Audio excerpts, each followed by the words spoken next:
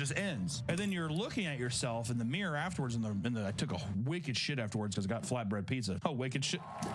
There you go. Again, it's just natural. Took a wicked shit, and then I was looking in the mirror, and I just thought to myself, why did I spend 3 hours watching basically an 8-year-old's diary get made into a $400 million film? And I just want to say, I don't know if this is an unpopular opinion or not, the bitch in the wheelchair, horrible.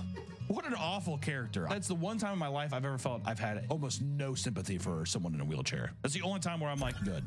Up, I know it is. Also, Ariana's boyfriend, who's like the SpongeBob dude, he keeps doing like the millennial smirk the whole movie. He's fawning over Ariana's character and stuff, but yet I think he's like sucking the wheelchair girl too. You know, I'm not gonna sit here and tell you that it was the worst thing ever. It's not that. Did I cry? No. If I told myself if I was an 8-year-old girl, or maybe if I was an 8-year-old effeminate boy, maybe I would have been moved. But the two people sniffling, it was like I was at a funeral. You ever sit at a funeral and the person behind you are crying, and they're doing that crying where it's like, and they're like trying not to explode out all that noise, but they're just gritting their teeth and they're really going through it. It was that. And I kind of, so when I stood up after the movie, I kind of glanced over. She was sitting in her chair like this.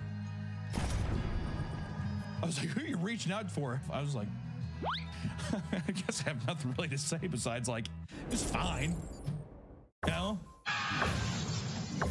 Did it need to be 3 hours long, Nick? No. You could have done a 2-parter that was fucking an hour and a half each. Could you not have done that? But then it wouldn't get people in the seats, because nowadays it's like, why am I going to pay $15 to see a movie if it's not longer than 2 hours? That's a good point. When you're right, you're right. Yeah, I feel like you should really do that as a musical fan. It kind of felt like an old musical from like the 50s or something like that. Is what it reminded me of. Also, they kept cutting to the Asian dude that's on SNL. I think he's pretty funny, but it's like they just kept using him to be like gassing up Ariana the whole time, but they did it so excessively that at a point it was just like, what the You're telling me that a girl's great in this universe and people are scared of her, but the big fat chick and the fucking handicapped girl, no one's saying shit. Are you kidding me? If you're gonna go like the pretty and pink route, whatever, you gotta go across the board. You can't have the big fat chick dancing around in the pig hooves and the wheelchair girl rolling around. No one says anything. No one says a thing. Not one thing. Really? The fit girl that's green? Oh. Ooh. Another thing too is Ariana's boyfriend, who plays the guy, he's a munchkin and he stands on 2 books to get taller than the guy. But even just the munchkin dude standing there is like a foot taller than Ariana. So is Ariana supposed to be a munchkin in this or no? They're just called Munchkin Land. That's it. So they're just they're not small. But in the regular movie, they're all tiny. Yeah, but in this movie, they're just like, no, we're not doing that. It's because all the CG animators that were supposed to make little people are on Snow White right now. And they're just like, we can do 12. How many won? They're like, 400. Like we cannot do that. So I feel like you cannot watch Wicked and then watch Wizard of Oz, because then Dorothy has just murdered 2 innocent people and then glorifying the animal abusing monster that is Oz. Oh, here's my bet, because she's melted, right?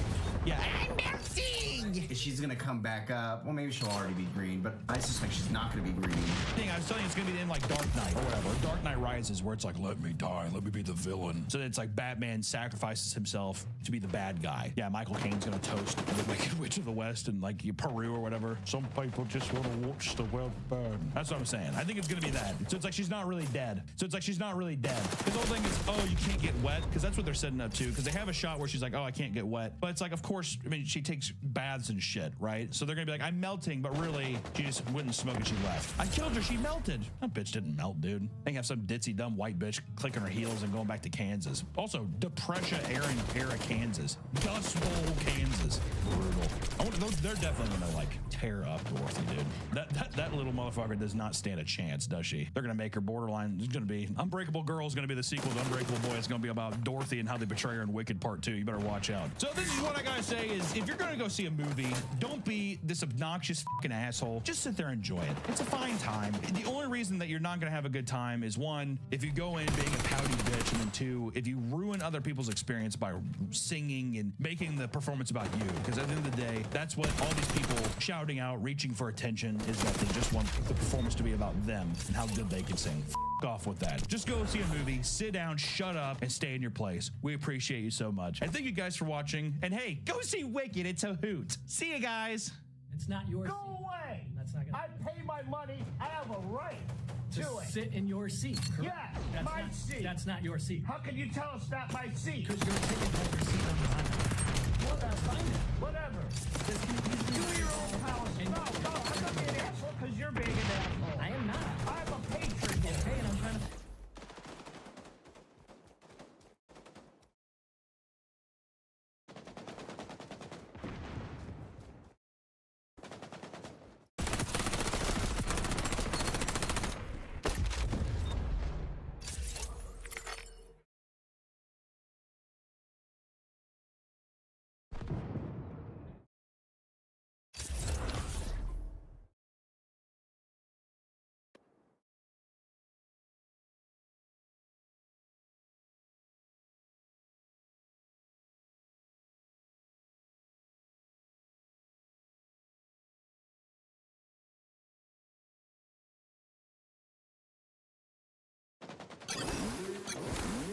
incredibly impractical in many situations. You know, the US even has laws like against boycotting Israel. What a fucking joke that is.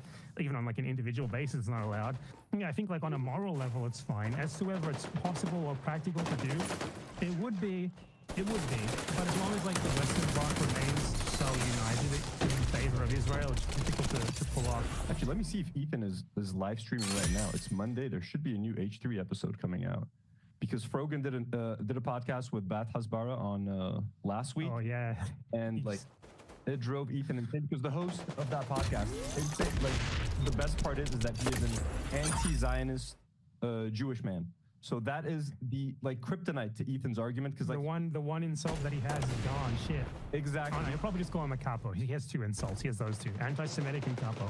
He called him a scumbag on Instagram stories. Close enough. There's one more question that I want to ask you because you mentioned this in our chat once and it sounded pretty cryptic. You told me like, do you want to talk about Lebanese people living in Australia? So first of all, I take it that you live in Australia. You're Australian. What is it about Lebanese people in Australia? What's the deal? What do we do over there? I know there's a massive Lebanese population there. Like there's this lady on TikTok who makes like donuts, who's very famous that I see. I forget what they're called. She has like this crazy brand of donuts. But I know so many Lebanese people in Australia. What are we up to? Do you guys hate us, or are we a cherished part of Australian society?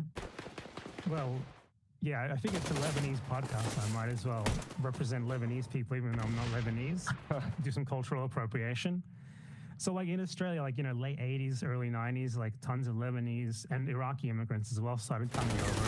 And this was around the time that like the first and second generation of like Southern European migrants from like mostly Italy and Greece, Malta as well, were like coming in to Australia. So like the Lebanese immigrants, you know, brought their kids over, and we sort of grew up with them, like the second generation, the kids of the Southern European migrants. And I'm from like a neighborhood that was like basically nothing but migrants. Like I think still today, like 60% of people who live there speak English as a second language, something like that. Cool. It's like the Italians, the Greeks, the Lebanese, Iraqis, everyone just sort of fused together into like this one sort of amalgamation of a culture there. And I think like the best like example of that is like this absolutely horrible like early 2000s Australian comedy called Fat Pizza that everyone there loves. And like the lead actor is it's a Lebanese character, like who's like this a ridiculous self-stereotype exaggeration of like the WOG they called it, which is like this amalgamation of like all these immigrant groups that sort of grew up together in the same neighborhoods. Okay. And it's a Lebanese character played by a Maltese actor pretending to be Lebanese, and then like all the rest of the cast is faced with the same situation, like a Greek playing a Turk, like stuff like that. I love it. And it's beautiful. It's fantastic. The show is horrible. It didn't age well, but like, you know, if anyone wants to like get a little piece of like not just Lebanese culture in Australia, but like that sort of weird like fusion of a bunch of different cultures of like kids who all grew up together in the same neighborhoods, and rather than hating each other, all sort of fused together into forming this one sort of identity. That is like what I would recommend. It has not aged well at all. It's when I watch it now, like it hurts. But at the time, it was the greatest thing in the world. So Fat Pizza is what it's called? Yeah. There's clips on YouTube, but do not watch them. They're horrible. I mean, based on what Ethan says about you, you seem like a completely just nice and chill dude to talk to. I mean, this has been a really nice conversation. It's been really nice to meet you. I mean, I genuinely, and thank you for just like commenting on the videos and checking them out and talking about the channel because, and talking about Lebanon and what's happening in Palestine and everything, because as you know, the mainstream media in the States is fucking crazy. The only voices, the only outlets have been online outlets and people like you, people on Twitter, basically. Like it's been extremely hopeless. And when the war started in Lebanon, like, dude, I thought we were gonna be next. Like, honestly, genuinely, part of me thought that they were gonna Gaza the whole fucking country. And the only reason I switched like to English was like, I just need to get the story out there. I just need to get the word out there because it felt really desperate. So it's nice to have people like you, and you are so unabashedly anti-Israel that it's kind of like hilarious. Like you're such an amazing troll. You've also been like a perfect foil for Ethan Klein. So if anything, I'm happy this crash out is happening because it's giving people like you a bigger platform. And I love the fact that like the video, I think they made you take that down. They took that down. But like the video game segment was like hilarious because the point you made is so true. And I often, like, you don't think about that. Every single NPC you kill in a Call of Duty game is either an Arab or like a Russian. Yep. Americans are so desensitized. We are such garbage to them. We're literally just cannon fodder in their movies, in their video games, that if you just flip the script for 1 second, if you play as an Arab that shoots an Israeli soldier in a video game, it's enough for YouTube to just take down that video. And for someone to call that anti-Semitic, yet our people are subjected to the same stereotypic adaptations. It's just fun. It's just funny to see someone just not give a shit. And like, I'm always afraid of getting demonetized or getting someone in, or getting in trouble or something. So it's just kind of refreshing to have you being out there just screaming at the top of your lungs. And we appreciate you, man. Yeah, that's the thing. Like, YouTube is probably the best platform to be the way that I am, because YouTube is a truly international platform. You know, they don't really, you know, like Twitch, for example. The reason why Twitch could be pressured into doing what it did to the people on the infamous Sabra Hummus panel, Insane. because it's American. But Yeah. Google is horrible as it is. It's a national, multinational company. They can't really be subject to, you know, pressure from one country to get a video or a channel taken down that much, because they just get in trouble with the other countries that they also operate in. So there's that, at least. You know, I've been like this forever. It's sadly only becoming, people are sort of realizing that I was right all along now, but that's not really the most important thing here, is it? It's at least they're realizing it. What's the shit that's happening now, in that everyone needs to sort of close ranks and just get behind the people of Gaza, the people of Lebanon, the people of the Middle East. It is at least positive that, you know, people are feeling that they can open up more and more now, that like people are less afraid. I've still seen people who are like very guarded with the way they talk about this stuff, but more and more people feel like, you know, you're gonna call me anti-Semitic? I don't give a fuck, man. Like, we're over it by now. We've seen what's happening in Gaza. Give us a fucking break.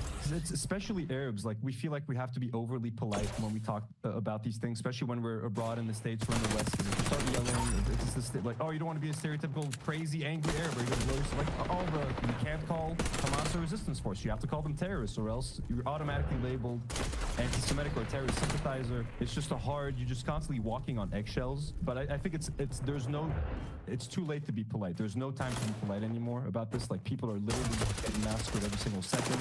So, like, the time to be nice is over. We just need to call things out as they are. And I think that's important. One final question. Are you and Hassan doing okay? I know you guys had your beef back in the day. I know he's been reacting to your videos. I love Hassan. He reacted to a couple of our clips on the podcast, kind of helped out as well. So are you guys cool? I consider Hassan a friend of the show. Bad Empanada, you are a friend of the show. Are you guys cool? Are you cool with Hassan? I mean, I never really had a beef with him. Like, I've criticized him a couple of times. I mean, the things that I criticize him on are nothing to do with politics, just to do with, like, lazy reactions where he gets off the chair, and that was, like, 2 years ago. I obviously don't care if he watches my videos now. I used to be like, come on, put some effort in, you know, don't watch my videos. But now it's like, I talk to him in private once, literally once. It's funny how Ethan accuses everyone who doesn't like him of being, like, in cahoots. Like, he himself is ironically doing, like, anti-Semitic conspiracy theories against us. But, like, I don't know Hassan. I just criticize him a couple of times, maybe once or twice on actual political issues, and the rest just on the reaction thing, and that's it. At this point, I don't give a shit if someone wants to react to my videos to get the word out about something, given everything that's happening in the world. There is definitely a problem of lazy ass react people on YouTube who just, like, play a clip and then laugh and then move on to another clip and stuff like that. He's obviously not like that. Yeah, no, he talks a fuckload. Bad Empanada, thank you so much, man, for taking the time. You are a friend of the podcast, a friend of Lebanon. If you ever come for a visit, I don't know if you ever need to come to Lebanon or the area. It might not be the safest time now, but if you ever do, you're more than welcome on the show. I very much would like to go there, and also to go to the West Bank, but Israel would not let me in. Yeah, you're not going to get into the West Bank, but we can get you in here. Yeah. So would be nice. Have a great night, my man. This is going to come out soon, so we'll see you soon, and keep fighting the good fight. You too. Thank you very much for having me on. Well, folks, that was the episode. Thanks again for Bad. I've been talking to all the Bads. Bad Empanada, Bad Hasbara. It's been an eventful week. Thanks again to Bad Empanada for coming on the show. It was super fun talking to him and getting to know him a little bit. He's a super sweet guy. I know his videos make him seem like aggressive or unhinged. He's a very sweet dude. We love him. Folks, let me just take a second to thank our lovely brand new patrons. Again, abductee patrons Saz and Daphne Morris, blonde patrons John Ajaka, Haley Davis, and Coldu and Morgie. Superhero patron Bonnie Buns, and our brand new YouTube member, Tangerine Hickreen. Thank you guys so much. If you guys want to support us, the best way to do so is on Patreon. It's the only way we can keep this show going. A small independent Lebanese YouTube channel operating in the middle of a war. So support us. Find the link in the you can find the link in the description and pick a tier that's right for you. We will love you forever and appreciate you. I'm going to be organizing another Zoom call for all of our patrons, and we're going to shoot a short Patreon exclusive clip right now. And a quick thank you to a few other of our patrons like Enzo S, Karen's Cravings, Maria Maya, superhero patrons like Joey Daboul, Ryan Nabulsi, Elias Salibi, and our got your patrons Rifat Fakir, Elia Al-Mujadid, Jessica Ann Jackson, Tito High Exotic Selzer, Tamara Alisa. Fun little fact, if you guys want to watch me and Elijah smoke a cigarette, you got to tune into the Patreon video. Hey, it's all I'm saying. Hey. We love you guys. Thank you for watching. We hope to see you guys next week. And as always, do not worry.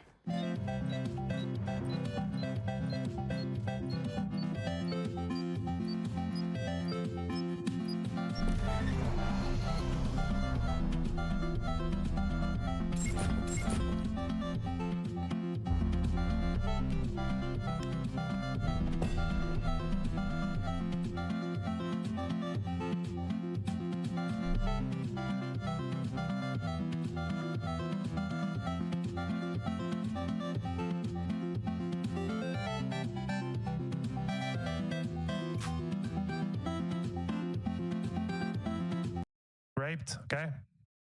So Lonerbox uploaded a video pertaining to respond to my 2 videos on him. And I actually think this is the first response video ever uploaded that was responded to already in advance. Because this guy is so incredibly lazy, so like tuned out of making anything of any worth, that his idea of a response was to take the stream VOD that I had already responded to and just cut it up and try to turn it into some sort of coherent response to me. To be clear, that is the stream VOD that my second response video had already responded to. So I uploaded this video, How to Defend Genocide. Then, like a week or so later, Lonerbox responded on a stream, and the VOD was still there after that. And then I responded to the VOD, but he privated the VOD once he realized that I was planning to respond to it and hid the evidence. So this was it was like a response based on notes that I had taken on the VOD before he hid it. And that was like two or so weeks ago. He hid the VOD about 2.5 weeks ago. And now what he did is he went back to the original video of his stream that I had already responded to and chopped it up to try and formulate a response. I've never seen anything as stupid as someone already having that video responded to before they even uploaded it. He didn't even feel the need to adapt. He didn't even feel the need to put any effort in. He just took the VOD and chopped it up. And well, before we begin here, I believe it is very interesting because now he has actually unprivated that VOD. But there is something about this that is perhaps a bit off. You know, why would someone who had nothing to hide their VOD for 3 weeks and then suddenly make it public? Well, it's because he had something to hide. Let me show you. So if you don't know, on YouTube, after you've already uploaded a video or whatever, you can go back and delete portions of that video, whether it's a stream VOD or whatever type of video it is, you can do that. So let's go here to the timestamp of around 1:32:08, around here. Let's watch what happens here when he is going over the x-rays and the children shot in the head. Let's watch what happens here. Like there's a spotter, a sniper, a commander. They're like 1,000 meters away and they see a kid and they just go, okay, get him in the head, go. You already had to show me that. You have no evidence for that. I'm also, while I'm inclined to believe that a non-zero number of these killings were done intentionally and in a criminal fashion, and this is only some of the What happened there? This is a live stream VOD. How is there just a random cut in a live stream VOD? What happened there? Now, you might notice here that, now look at the chat. If you can zoom in on the chat, I'll full screen this so you can see it. Now, let's look at the chat. Before and after the cut. Look at it. And now let's see what happens in 2 seconds. And in a criminal fashion. And this is only some of the pictures. Again, completely different, right? And now we can see, for some context, as to what Lonerbox was talking about, because you can see the reaction of the chat. I'm sure someone has already said it, but the images are definitely faked. No deformity in the rounds. So, we have literally like completely different. All of these messages are gone after the cut, which was intentionally edited out by Lonerbox from the VOD. And in a criminal fashion. And the chat is clearly full of people who are denying that these X-rays are real. It's very interesting, isn't it? That there just happens to be a portion of this VOD that is now missing, where if you look at the chat, which is still there, he forgot to blur that out, I guess, didn't cover his tracks well enough, you can clearly see that people in the chat are denying the veracity of these images. I think that's very interesting, isn't it? Now, I don't like to cover things that have already been covered by others in basically the same way that I would cover them.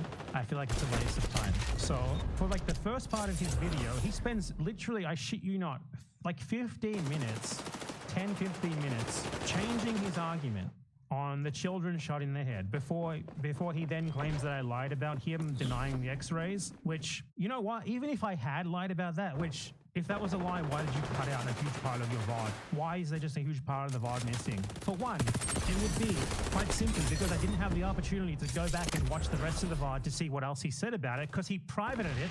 You know, that was the plan. Go over the VOD, make sure that what I was saying was 100% correct, and then respond to it and show the clips in the actual video. But he privated the VOD, and now the VOD is unprivated. And wouldn't you know, a large portion of it is missing right when he happened to be talking about the X-rays. But even if we wanted to blame him that, which, for the record, you should absolutely not, because quite clearly he had something to hide here, that does not absolve him for the rest of the video, most of which he completely ignored in his response. He just changes his arguments completely. His whole strategy is to, when he gets debunked on one point, he moves on to like another completely worthless semantical point. And it's all like reflexive defense of Israel, no matter what. So this video from this channel called Disinformation Tracker already went over pretty much all that I could have possibly said about this part, like the first 10 or so minutes of his purported response. Basically the gist of it, and I'll put this in the description when I end up uploading this. The gist of it is very simple.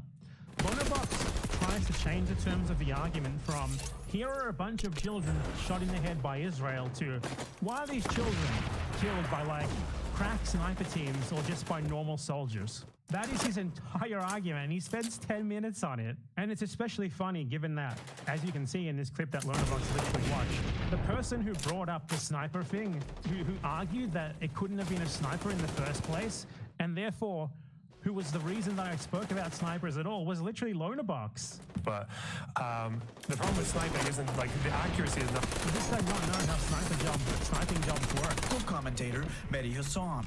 There is no tunnel that justifies shooting toddlers in the head. Israeli sniper. Does this guy not know how sniping jobs work? Like, the problem with sniping isn't like the accuracy is not because obviously you got your scope and like yeah, it's quite easy. You can accurately snipe, but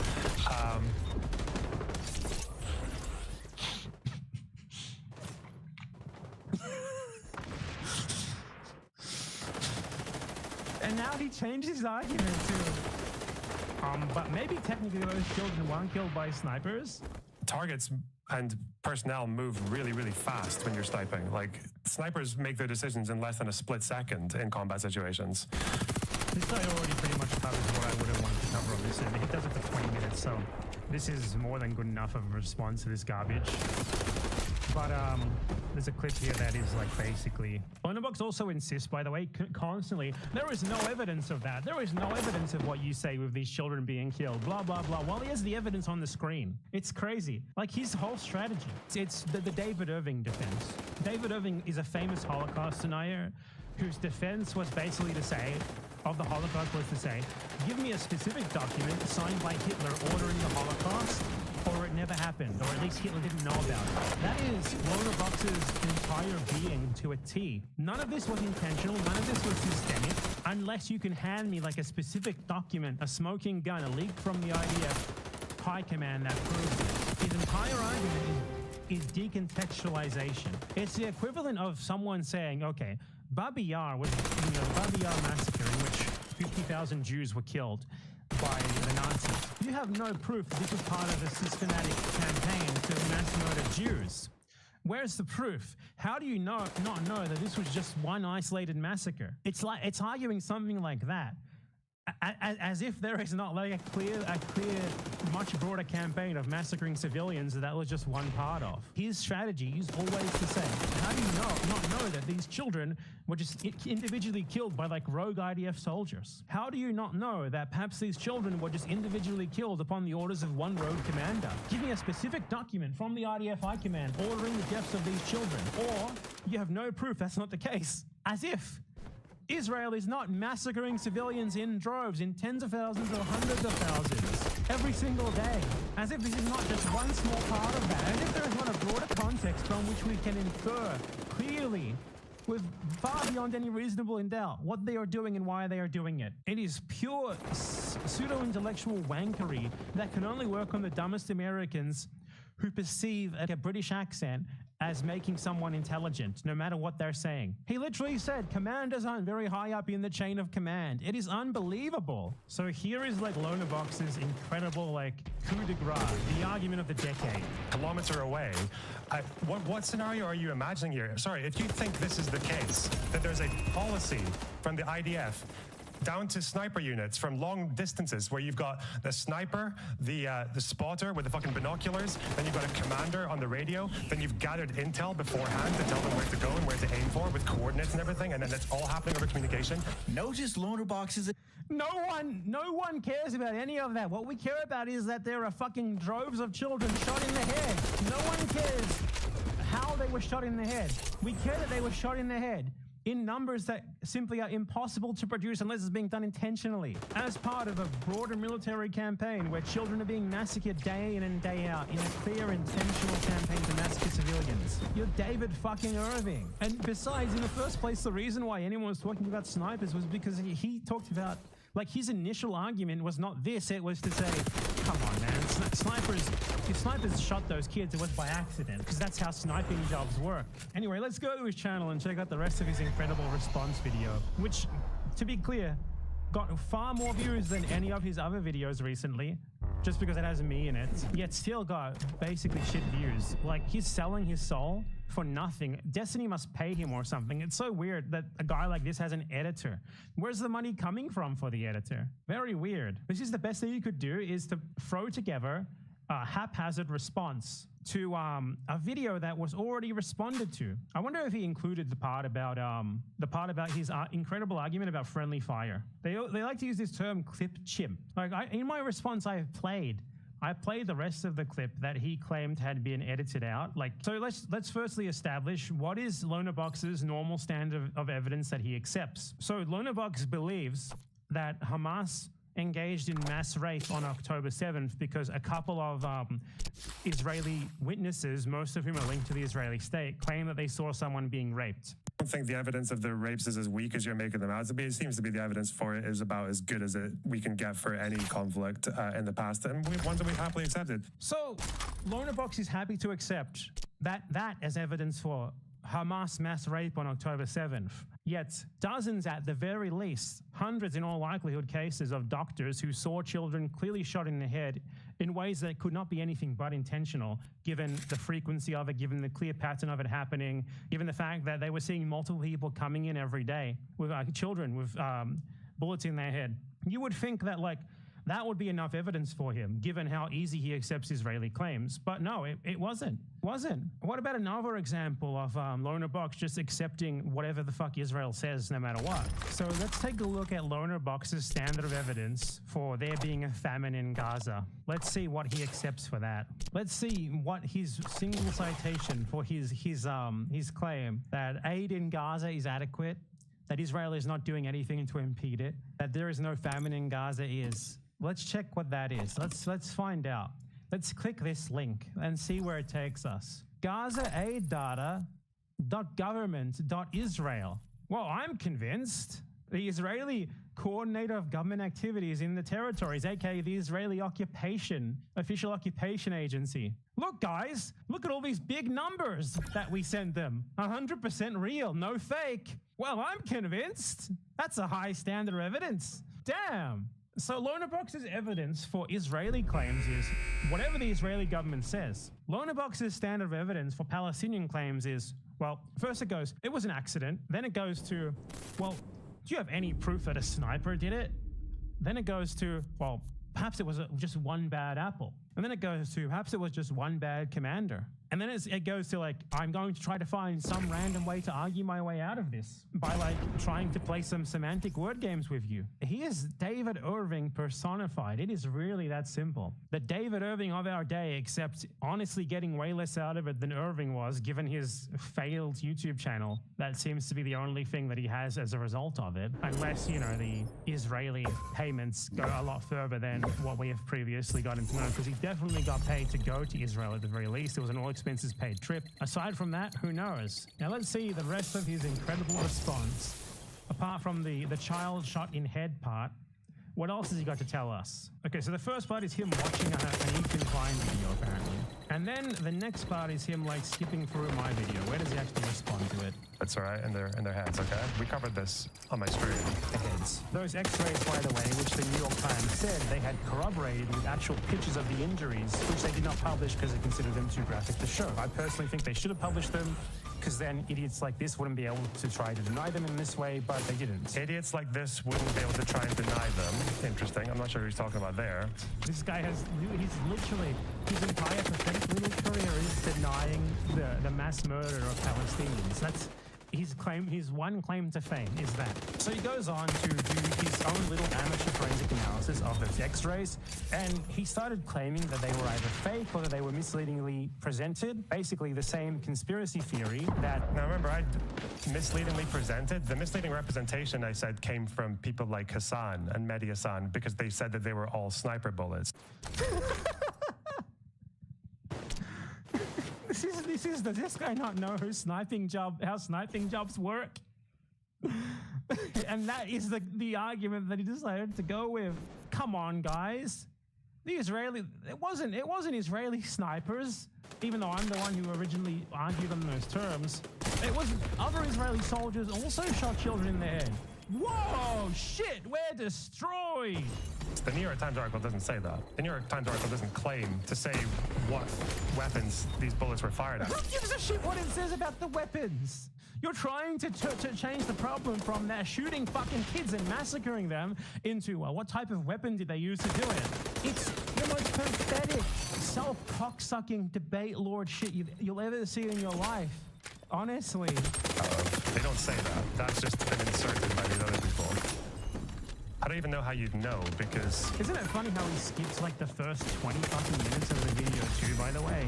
The bullets the snipers used, as a 7.62 by 51 millimeters, they're also used by marksman rifles and by... So he goes from saying that he wasn't doing amateur forensic analysis of the bullet wounds into doing amateur forensic analysis of the bullet wounds. In the same fucking breath. I didn't do that. Anyway, here's me doing that again. Like semi-automatic or automatic weapons by regular infantry, so anyway. Who are you talking to? Who are you arguing against? The contention was never were they killed literally by a sniper or by some random normal soldier with a rifle aiming at them in the head. That changes nothing. He said that, what did he say there before that?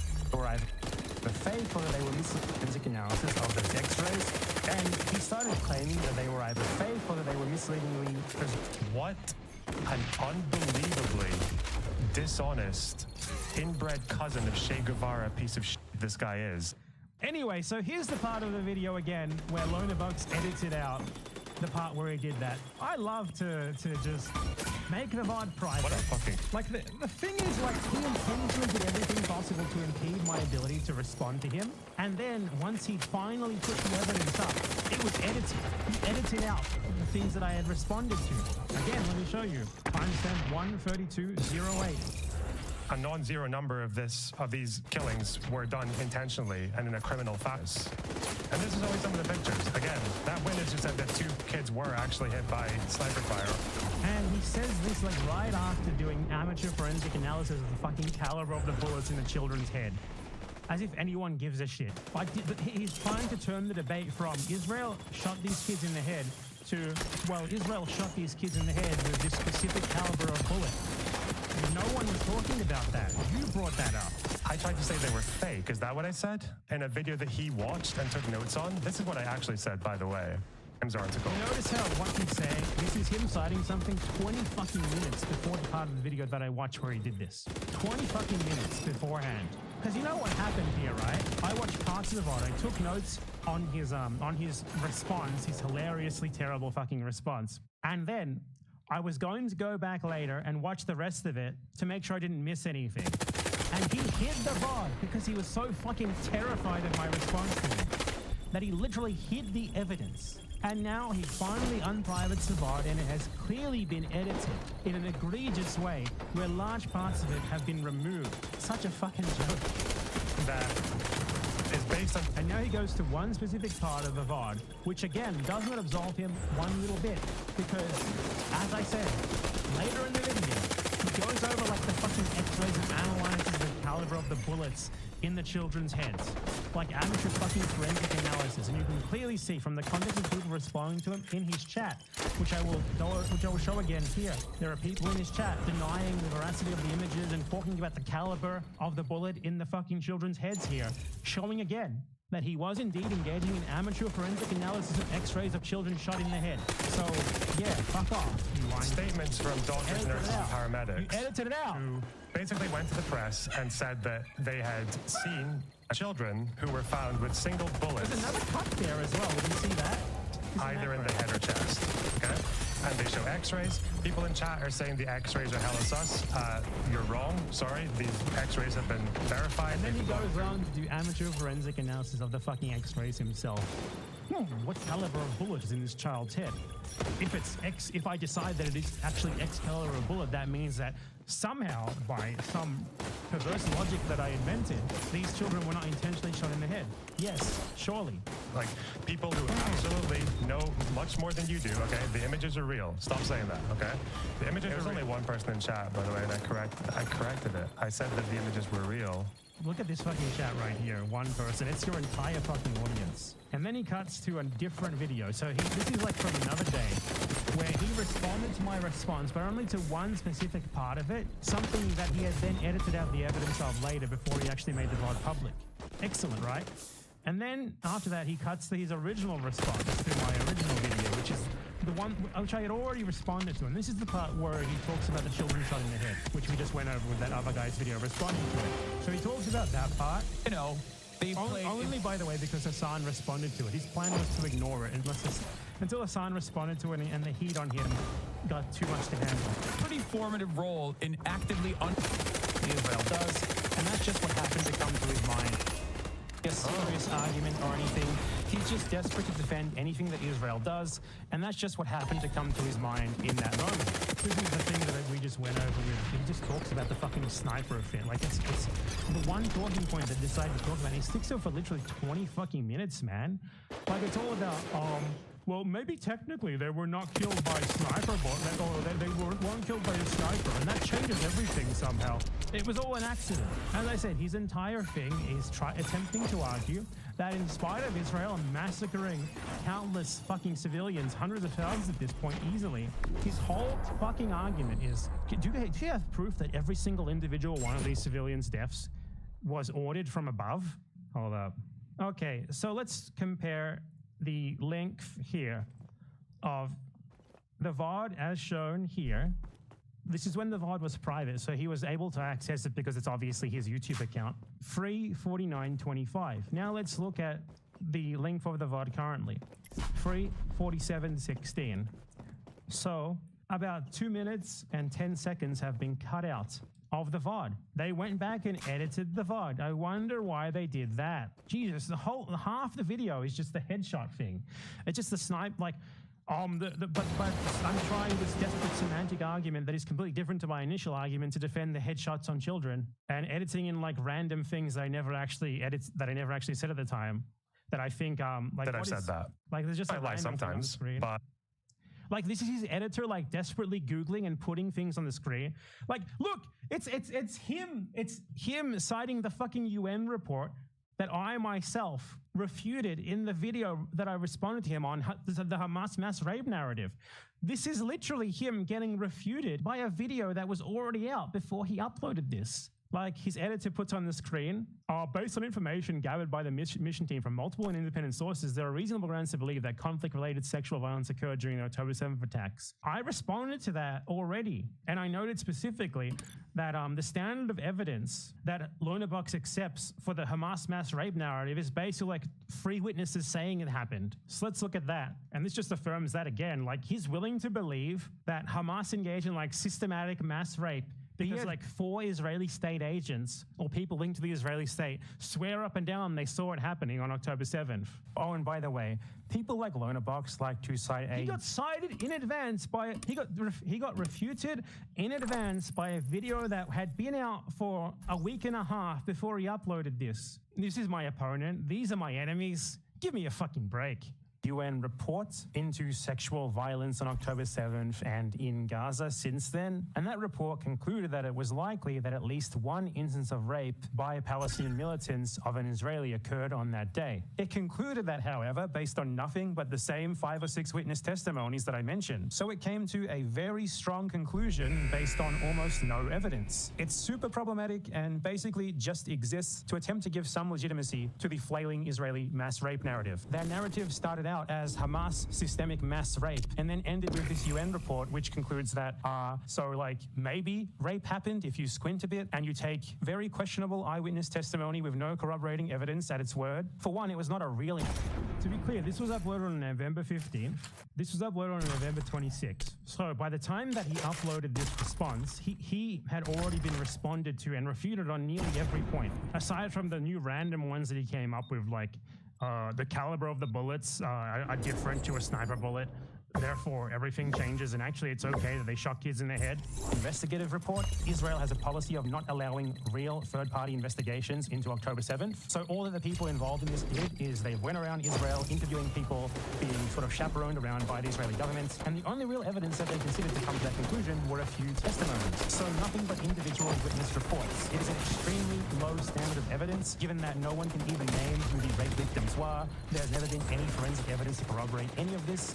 No photos, no video, and many of the witness statements are clearly coming from unreliable sources, and that there is a clear incentive by the Israeli state to spread such testimonies as much as possible, given that they are committing genocide and they clearly believe that rape on October 7th is good for their propaganda to justify it. None of these people would accept a single Palestinian saying they saw something happen when there was no forensic evidence of it happening, no photo, no video of it happening, no eyewitnesses who saw that specific event happening, yet they're willing to accept the idea that there was mass rape on October 7th, despite that not even being backed up by these testimonies, and despite even individual instances that are attested to in these testimonies not being backed up by anything else. So yeah, it is just...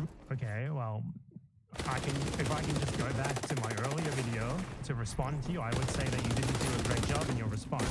Well, there's a lot in like his response to him that he skipped over. Like 70 to 80% of the videos he didn't even try to respond to. He just stuck to that point. I was. It's just desperately trying to chop together. Like he's still 33 minutes in. We're halfway through his response and he's still on the first fucking point of the video. He's still on the first point of the video. The children shot in the head. He hasn't even moved on yet. It's unreal. This is the best that you could do? Fucking terrorist loving. The official policy, okay? That's not how this works. Because that's almost as if that's my argument, Hassan. Well done. Again, I feel bad for Hassan because he's being manipulated right now. He's being manipulated by a deranged, racist, fucking terrorist-loving... This is really funny. No one has to be manipulated. We saw your video, dude. We watched it. I'll just play the clip on the stream, unedited again, right now, just so that everyone can see precisely. Like everyone, I want everyone to see what you said, because I don't think anyone needs to be told that you know. I don't think anyone needs to be manipulated into thinking that this is fucking embarrassing, disgusting genocide denial. Let's watch it, okay? Let's just watch the clip in full. Let's check out the argument, unedited, no commentary, from beginning to end, and fucking, let's just see how good it is on its own merit. Play it in full. Brought into hospitals we were in with gunshot to the head, sniper shots. Perfect. Exact targets. There is no tunnel that justifies shooting toddlers in the head. Israeli snipers. Does this guy not know how sniping jobs work? Like... the problem with sniping isn't like the accuracy is not because obviously you got your scope and the fucking like yeah, it's quite easy to accurately snipe, but targets and personnel move really fast when you're sniping. Like snipers make their decisions in less than a split second in combat situations.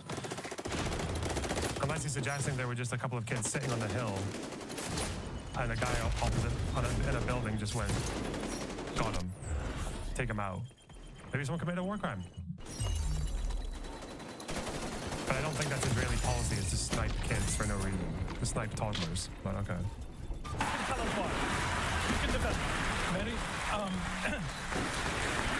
Mehdi, forgive me for going abstract, but I do want to go to some principles here. So you are listing a number of specific incidents that you feel cumulatively add up to a very much an overreaction. Yeah, IDF soldiers shoot each other as well, yeah. Like, IDF snipers kill their own soldiers. Did he do that intentionally? Is that just like, is that because Zionists are so anti-Semitic that they... I don't even know what the argument is there. I was clip-chimped. I was allowed to speak for 2 minutes straight with no edits. I was dishonestly clip-chimped by bad faith terrorists. I hate it when people manipulate others into hating me by showing me speaking.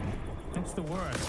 Poor Hassan manipulated. Comment section saying that and even now that Mr. Empanada has clearly been watching some of my content, he used to deny that, but I guess he does now. Well, I watched your shitty stream with you denying genocide and then refuted it completely. Yes, I did. Absolutely. He still proceeds to just go around lying about my positions, like, flagrantly. This is him in, I won't say whose, comment section. This is Beast Ross's comment section. Beast Ross is someone who turned himself into like the token Palestinian to validate Lonerbox's Zionism to try and bitch up his audience a little bit. And absolutely, I left this comment in his comment section. That's why it's on my main account. It's on my main verified YouTube account. Do you think that this is like an own on me to show this? Fuck yeah. Fuck collaborators. Fuck collaborators of you too. But they're in another creator's comment section saying that I justify murder of kids, laugh at mass... Yes! You justify the murder of kids. I just showed you do it. It's in the video that you pretend to be responding to. Rapes, claimed... Yes, you laughed at mass rape. Should I show you the clip again? Okay, I will. Let's go. Let's show everyone Lonerbugs laughing at the mass rape of Palestinian prisoners. Let's show it to everyone. Doesn't it suck to have someone just like show a clip of you to prove you wrong from the thing that you pretend to be responding to? Because I support the release of all the hostages and I support the release of thousands of Palestinian detainees being raped and tortured as children. Do you support that? Let's go together. Do you support the release? Do you support the release of Palestinians? I do not support the release of terrorists. Of Palestinian children? Do you support the release of Palestinian children? Why is he? Oh God, what a fucking creep, man. Again, you can talk about the unlawfulness of the imprisoning, but like the Palestinians who are imprisoned in Israeli centers are not imprisoned like randomly. Of thousands of Palestinian detainees being raped and tortured as children. Do you...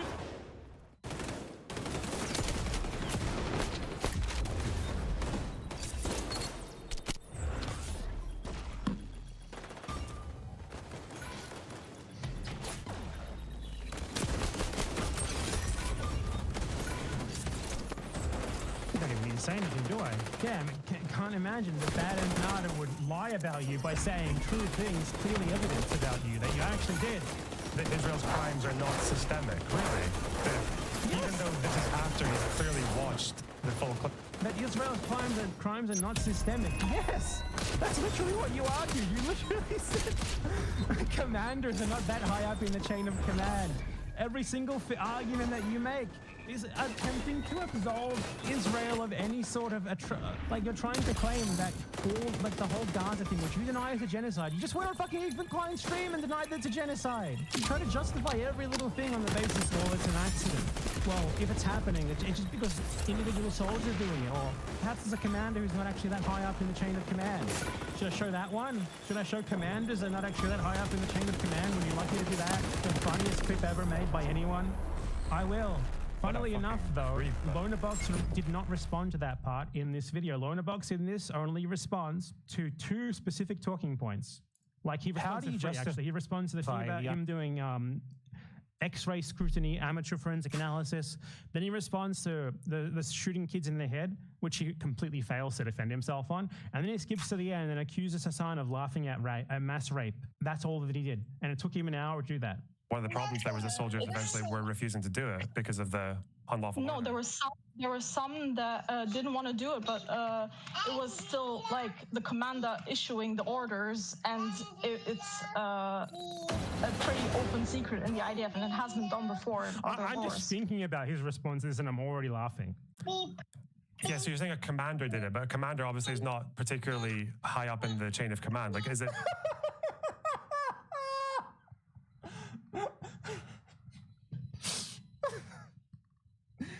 You have to treat these people like the fucking jokes that they are, because this is just worthy solely of mockery, honestly. It's not even worth getting angry at. What a fucking joke. What a joke that this is the best that Israel can do, is to give people like this paid glazing tours of Israel to get them to get further dug into defending Israel. And this is the best that they can get. Commanders aren't that high up in the chain of command. The case of the... Is it still the case that it's their IDF policy? Like it's the policy from like the chief of staff though? Or is it... It like, has to be a policy directive that you can find written down from the chief of staff, or it didn't happen. That's the David fucking Irving argument. We can't infer that the Holocaust happened, that it was a part of a systemic thing from the fact that they fucking did it. And how the fuck would you possibly do something like that unless it was something that you meant to do? No. We need a specific order directly from Hitler, or it didn't happen.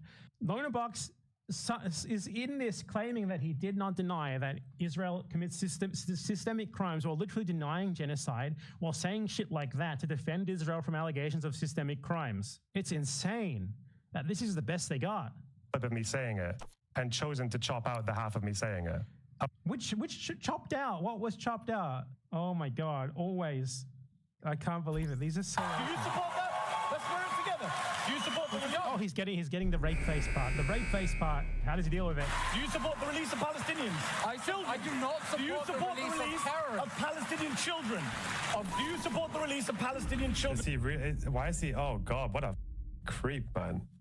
Again, you can talk about the unlawfulness of the imprisoning, but like the Palestinians who are imprisoned in Israeli centers are not imprisoned like randomly.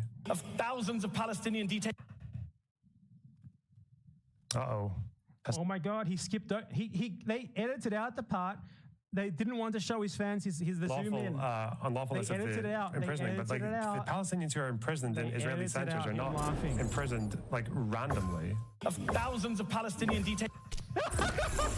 They edited it out. Well, I'll include it here again, just so that we can be thorough. Just so that everyone. Israeli centers are not imprisoned like randomly. Of thousands of Palestinian detainees being raped and tortured, and children. Do you support? This is the part that he and his editor edited out of his final epic response, that they are so fucking lazy that the best that they could do is cut it up from a VOD that I had already responded to before they even uploaded it. These are my opponents. Give me a fucking break. Give me someone worthy. Like President Sunday is harder of an opponent than this. I'm just disappointed. Uh-oh. Hassan's going to show us evidence that it actually is random. That's what he's going to do. Then what is random? Oh, Israel said there was valid reason for it, so it must be correct. This is the benefit of a state doing the unjustifiable versus an organization that is not a functioning state, basically. No. I don't know if it's to do with state versus non-state actors.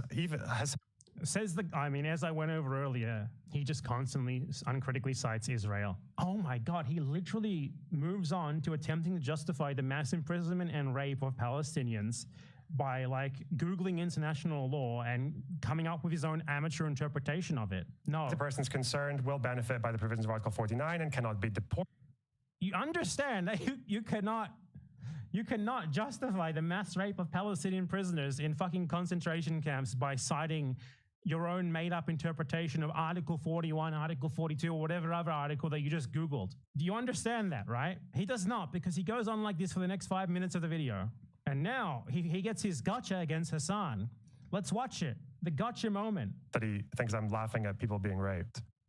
I just want to make everyone aware that this is a misunderstanding, okay? Hassan, if you're listening, that's a misunderstanding, okay?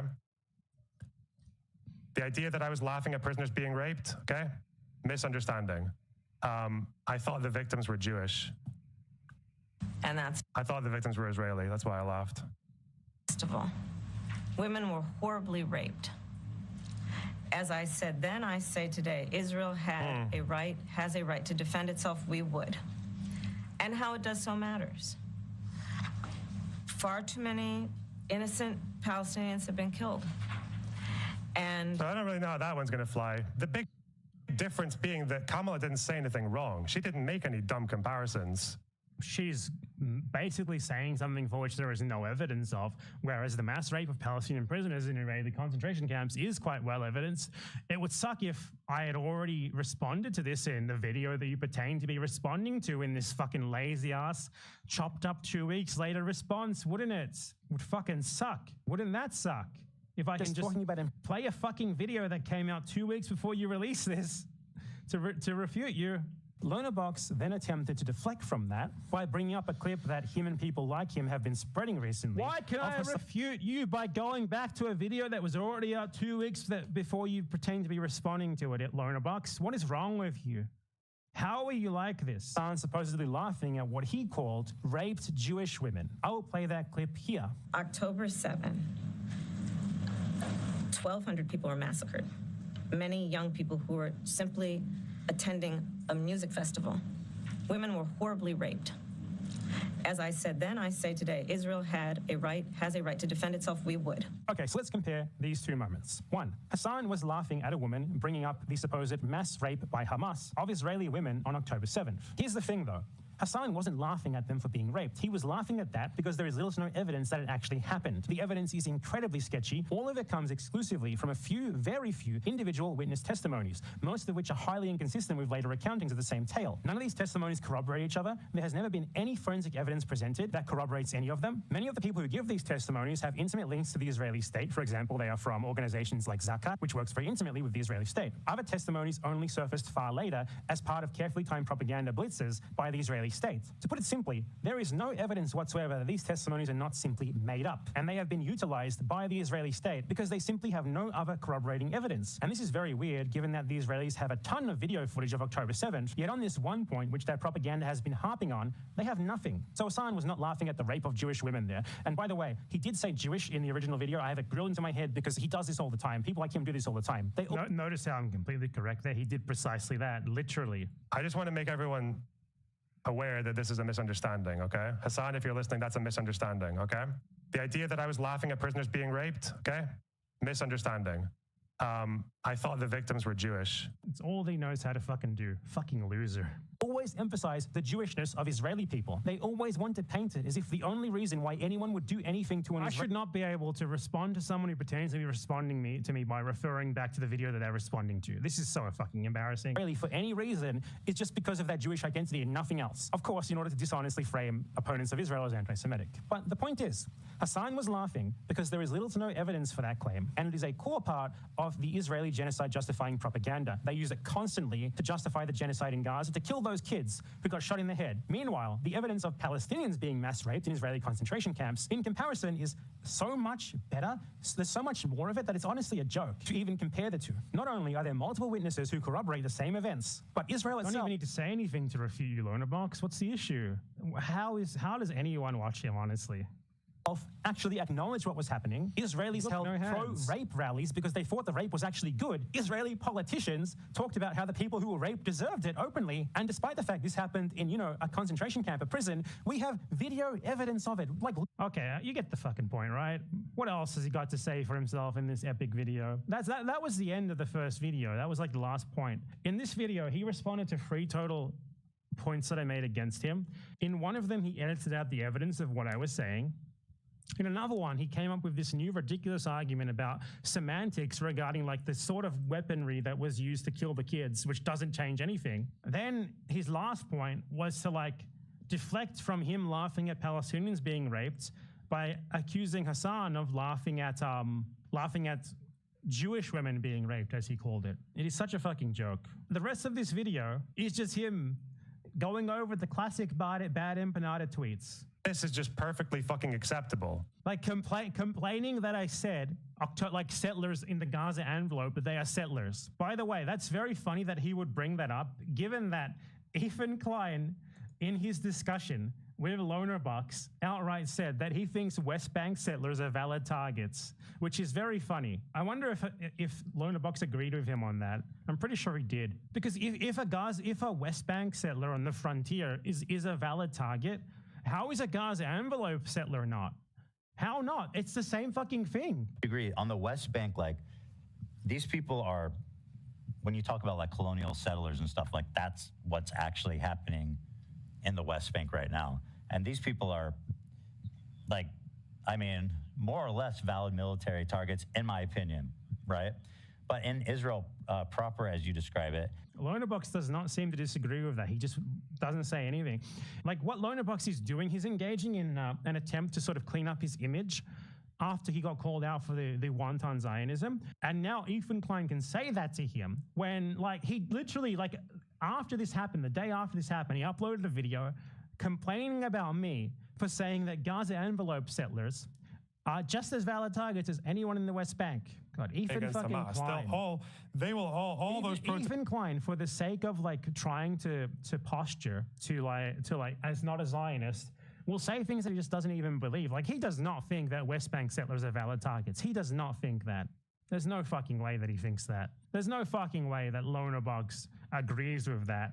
Lonerbox fucking complained that I didn't like that I like said that some fucking colonial settler living on the frontier with Gaza, that I don't give a fucking shit what happens to them. I still don't.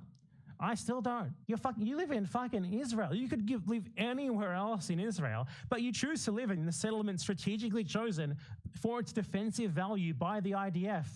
Like, you will see. The last half of the last 15 minutes of the video is just him doing the classic look at bad empanada tweets, look at Reddit posts complaining about bad empanada. You are a colonial settler living in a military settlement 5 kilometers from the colonial frontier. You choose to live there in order to be a human shield for colonialism, just like a frontier settler in the 19th century US. Yes, absolutely. I would say that to the face of any Israeli settler. They should email me, get into contact with me, and we'll meet up and I'll say it directly to their face again.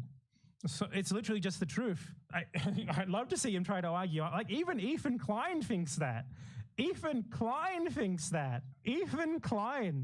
said that frontier settlers in the West Bank are valid targets. How does that not also apply to Gaza? It obviously does. Ethan Klein even asked Lonerbox, what's the difference? Let's see. proper as you describe it, what would you say? Because I think a lot of these activists would say, well, actually, Israel's all stolen land. So what's the difference between the West Bank and like around Gaza, the kibbutzim around Gaza? To hear Americans say that, like, okay, so you would actually be fine if a Native American decided, okay, it's time, we're taking it back. We won't actually take it back. We know we won't take it back, but what we could do is we can just... This analogy is incredibly disingenuous as well, because he's talking about frontier settlements on the frontier between Gaza and Israel, and West Bank settlements on the frontier between territory that is still lived in by Palestinians and territory that is stolen by the settlers. We're not talking about like Native Americans randomly going to attack some random thing, like 200 years after the consolidation of settler colonialism. We're talking about like 1820, a guy heading as far west as he can and taking a Native American plot of land and then being like, what? I'm under attack? How could this possibly happen? That's what we're talking about here. These guys don't even know what they're comparing shit to. It doesn't make any sense. Like, the idea of Israel being stolen, that's where you get into a bit of a difficult territory there. No, you don't. Comes to Israel being stolen land, that when people talk about colonialism and Zionism, and maybe like farther left people don't really see eye to eye with me on this at all, I think when people try to make these comparisons, I don't think it's very helpful to compare Israel, like Israeli colonialism, which I think is real. I don't think it's worth comparing it to something like to Algeria under France or British-run Kenya, because the difference is that a colony is like a place that is controlled by a mother state that sends... No, it's not. No, it's not. That has the colony there on its behalf with the goal of plundering the land and exploiting the locals. Everyone knows I'm fucking... at this point, dude. You notice how it's Fucking scrolling Blue Sky. Yeah. It's a good replacement for X. I know. It's all semantics with him. It's all semantics. It's just semantics. Like, I created my own definition, and I've decided that magically this thing does not fit into my definition, therefore it's not colonialism. Destroyed. Owned. That's the goal, right? Jewish people, in large part, didn't go to historic Palestine because they wanted to enslave locals and plunder the land. What is the... How were they going to get land without getting the natives off it? Explain that to us. He's not even answering the question either. The question that Ethan asked him, and I don't think Ethan's smart enough to notice this guy's not answering his question. The question asked to him was, what is the difference between settlers in the West Bank and settlers in the Gaza envelope? And Lonabox did not actually respond. What is he even talking about at this point? It's so far off from what the question that was asked that we're not even on the same subject anymore. So anyway, like the rest of his video is just like googling bad empanada, bad tweet. I think my favorite one is like just like with Japan, a nuclear bomb is needed to stop Israel. And then he goes over complaining about Hassan for saying that Hassan like literally the last 15 minutes of the video are dedicated to nothing but trying to delegitimize the people who are shitting on him by comparing things that are not comparable. Like Hassan said that it's good to blockade shipping from genocide-aligned countries until they stop doing genocide. Really? Oh man, you got us there. You sure showed us. Unfucking believable. Like the entire rest of the video is just complaining about fucking tweets and not even responding to the video. So Lonabox's response. Let's go over the things he actually responded to in this response. So the first point in my original video was the children shot in the head. He responded to that by just talking about sniping, talking about were they sniped or were they killed by normal soldiers with regular rifles. No one cares. That's not the problem. The problem is the kid shot in the head. Then he ignored the next clip in the video, which was about him denying the fact that the 40 beheaded babies claim was spread by the Israeli state, because he was proven wrong of that with definitive evidence. He knows that he could not respond to it. So he skipped over that entirely. Then he skipped over the Destiny Hollywood claim clip, skipped over that entirely. Obviously doesn't want to show his audience the sort of people who he consorts with. Then he skipped over his denial of the systemic use of Palestinians being used as human shields. Then he addressed this part, but he edited out the part that really showed how bad he was by claiming that Hassan did the same thing. When Hassan did not, when he didn't actually address his rape denial, he rather tried to justify it by citing international law.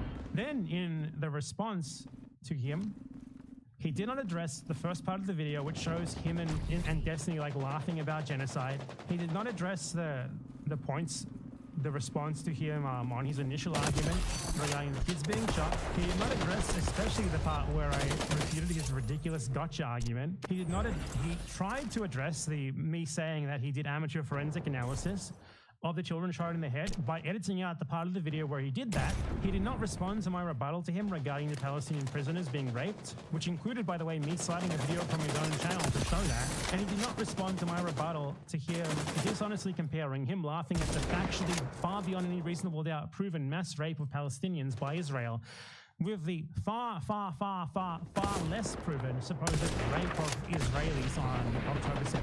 As far as responses go, this might be the first response in YouTube history that was debunked before it was uploaded by the video that it pertains to be responding to. He responded to like 3 out of like 10 total points, flubbed all of them, and just ignored the rest of it. And then he's like, okay, I've totally owned this guy. I totally proved him wrong. I defended myself. It's done. Yeah, see, man, you sure were right about in that video that dealt with every single thing that you said and played extensive clips of you clearly finishing what you were saying.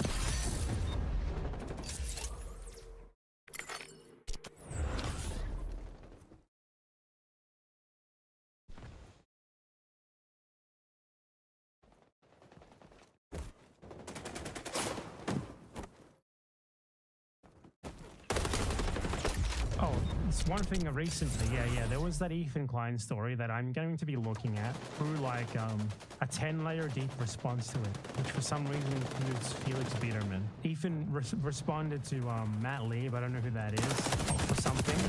And he said, "How dare you accuse me of being a Jewish supremacist, you scumbag, while sitting across from a vile, hateful, talentless hack like Frogan. So many clowns lying on my name. It's getting about time to pop out and show him." Why is he talking like he's a fucking rapper who's about to get shot? Because he went too far in a feud or something. But I gotta say to my friend Ethan Klein, Ethan, I would be terrified if you were to make like a main channel video responding to everyone who's been shitting on you, including me. I would be so terrified of that, man. You are so, like, imagine Ethan Klein making a video essay destroying all of his haters. Whoa, man, no. I'd be shaking my fucking boots. My career would be over. Ethan, please don't do that, Ethan. Please don't make a video essay responding to Hassan and all the people you've attacked because of their, like, tenuous association with Hassan, Ethan. Could you imagine Ethan Klein attempting to make a serious response to people on Israel-Palestine? Could you imagine that? That would be the worst video ever, but it would also be the best video ever. For obvious reasons. I mean, it would just be comedic. But no, I didn't say, Ethan, ignore that part. That wasn't for you, okay? I was just saying that to, you know, I want to pull people in and I want to bait them into hating you. Because I just know that when you finally release the content and nuke against your haters, you're going to destroy them all forever. Ethan, please release the Israel-Palestine Hassan content nuke. Ethan Klein, do it. Ethan Klein, please. We all need your video essay on Israel-Palestine. All of us, all of your detractors, we're shaking in our boots. We're so terrified. Oh. Please, Ethan, release the Hassan cut. Come on, Ethan. We're all terrified of Ethan Klein when he gets his shit together and he, how did he word it? And he pops out and shows him. Oh, man. We are going to be so fucking... It's going to be done. It's going to be over with. Ethan Klein is someone who is definitely sufficiently intellectually endowed to make a serious video on Israel-Palestine. And we are all extremely excited to see him do that. So please, Ethan, release the Ethan cut. Thank you.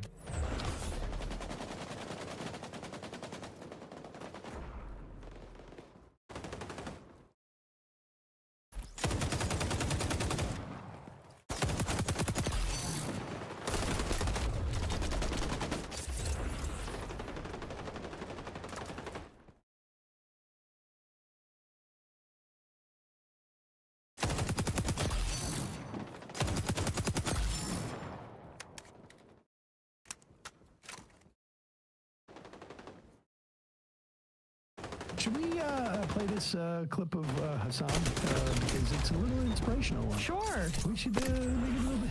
And then we'll do a Russell Brand. We may have to replay the Hassan clip after that. Hassan went to Cambridge, not the one in Massachusetts, but the one over on the other side of the pond, as it were. And he quoted Michael Brooks too. Maybe we should play. Let's play both these clips. Hassan is there. I love that he did the professor look too. I mean, he knew what to wear for this kind of event. Like, he's nearing a tweed jacket there. It's not quite tweed, but you know, very professorial, Hassan. I like it. Is amazing that they have sport coats like that you can actually get around. The guy's massive. Yeah, he's tall. His arms. I can't believe I'm reaching down the arms. Why don't you calm down over there? Yes, he's tall. And I stand before you following the footsteps of intellectual giants as nothing but a simple man who understands right from wrong. And sometimes that's all that matters. In the words of my friend, the late great Michael Jamal Brooks, there's nothing complicated about apartheid. The morality of it is clear. If the roles were reversed and a captive Jewish population of 5 million people were being systematically starved, sieged, and dominated, everyone would understand what's going on. Its ancestral lands being destroyed, everyone would understand what's going on. So in his words, it's not a complex issue. It's super simple. It's the most powerful country in the Middle East. It's backed by the United States, the most powerful powerful country on the planet, and it acts on another population of people with total impunity and is never held accountable for anything. Well, I guess some things are changing in that regard, and we'll get to that in a little bit. But there is no symmetry in this relationship, period. That's what Michael Jamal Brooks said. So I see no need for obfuscation, no arguments for complexity, no reasoning for preemptive genocide. Israel is an apartheid state, and its inception was a violent one with the forced displacement of 700,000, which gave birth to a settler colonial entity that continues to dominate the lives of more than 5 million Palestinians under its illegal occupation, totaling 15 million Palestinians around the globe that are permanently displaced. Its demographic concerns is good for him, citing Brooks. Michael would have liked that. Many people have watched that clip of Michael Brooks saying that. And Hassan went on to basically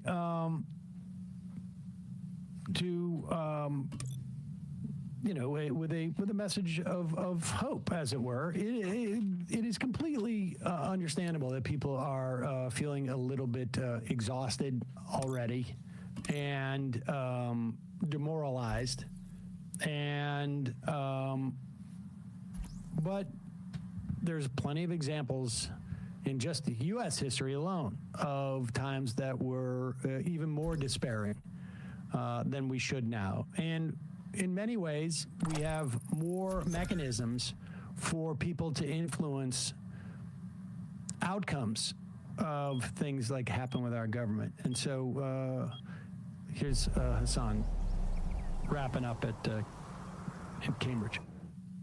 People are distrustful of the news. Platforms like Twitter routinely surface the worst of the worst kinds of content, but the most divisive, most hateful content. But Elon Musk is not the only person responsible for this. And I hate Elon Musk, okay? I hate Elon Musk as much as you guys hate Oxford College.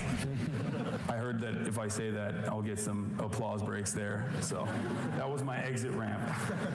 But it's not just Elon Musk, it's not just Twitter. It's happening all around. Young people, men in particular, who don't have much education or literacy skills with no hopeful prospects of the future are being propagandized by waves of right-wing influencers who have never had megaphones this loud. Although this issue most often gets brought up in the context of the 2024 election and Donald Trump, there's more to this. I think it's important to connect it to Palestine as well. These are forces who want to normalize the current levels of violence and to convince people that actually it's good to be this bloodthirsty. While it was Joe Biden who gave Israel the blank check with which to commit a genocide, that decision has created an entire galaxy of right-wingers who are actually in position to cash it. And cash it they are, currently. If you've seen the Donald Trump cabinet picks, you know exactly what I'm talking about. The traditional forces that can keep this kind of thing in check, particularly in politics and in media, are unfortunately weak. And they're getting weaker by the moment. They're out of power. They're broke. They're technologically weak. They don't understand the space. They don't understand the online content creation sphere. And I feel like they've, most importantly, with their coverage of Gaza, discredited themselves to an entire generation. It seems right now that those people who genuinely desire for a better future, who want an alternative to the genocide, will have to start looking amongst themselves, looking within themselves, their friends, and away from the mainstream if they want to help bring something like justice into the world. So I stand before you as a man who simply wants some semblance of justice for the Palestinians. I urge you not to lean into nihilism and succumb to helplessness, because you do not need the academic pedigree to know right from wrong. All you need is your moral compass. As someone who has seen the Palestine question evolve over my past 10 years of public advocacy, I never would have imagined international organs demand legal restitution from America's most valuable asset. After all, there are decades where nothing happens, and there are weeks where decades happen. Thank you.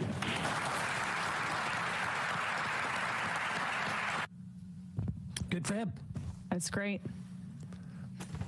It's great. Hassan is getting more coverage, more attention. Him being on PodSave, him going on with CNN and pissing off Bakari sellers. I didn't even watch that. I was like, this will put my blood pressure way too high, but I did see, of course, he's jumping on criticizing any kind of systemic critique of the Democratic Party, which it's like seems like 80% of cable news hosts are on that track. He should be getting even more attention because he's doing great work. Great job, Hassan. Yep. Yeah, the biggest, I mean, like the biggest left streamer, YouTuber, or whatever you want to call it, in the world? Definitely in like U.S. politics. Good stuff. But we may have a little antidote for that too. What'd you say? We may have a little antidote for that. What's this? Yeah, here we go. It's too bad Matt's not here. Matt was raised, did you know, by Russell Brand. Look, like Matt, I was a big fan of Russell Brand. I read 2 of his books. I saw his stand-up in Atlantic City with my mom. My mom, like, he had the pictures of Jesus and Che Guevara on the stage and made some, like, risky jokes about Christianity to the point where, like, people in Atlantic City who I don't think knew what they were getting into when they went to his show, they were just there to gamble, walked out and, like, were heckling him, and they were, you know, older white people upset with how he was talking about Christians and Jesus Christ because he was subversive at that time. Guess not now, huh? Well, you know, listen, a lot of times you may run into a situation where you have been accused of like, what was he accused of? Sexual assault. Yeah. And that cuts into, you know, what you may be doing. And so a lot of times what people do is they'll run to get some type of redemption and find a, you know, new audience simultaneously. And thus I give you Russell Brand. I've paid for sex before. I've slept with. I will not say I've slept with prostitutes because I would not denigrate those women with that term. I prostituted them. I participated in sin. I objectified them. So keen to worship at false altars that I allowed myself and other people to be denigrated. I desecrated his code. The one word that hit me so hard in Corinthians when Paul says to them, did you not know that your body is a temple? It's the did you not know that gets me. Did you not know that your body is a temple? Did no one tell you that it's sacred, that you are beautiful?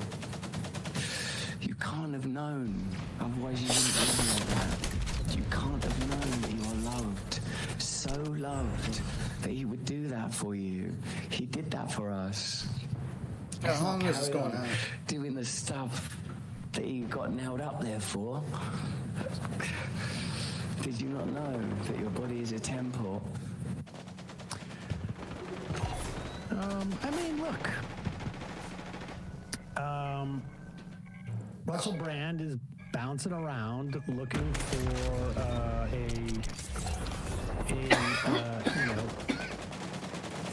in some ways he had sort of like a certain self-righteousness before, and now it's just the righteousness that he found in a different place that is going to be helpful. I don't know. People are saying like he's acting, and I don't know. It's not that simple.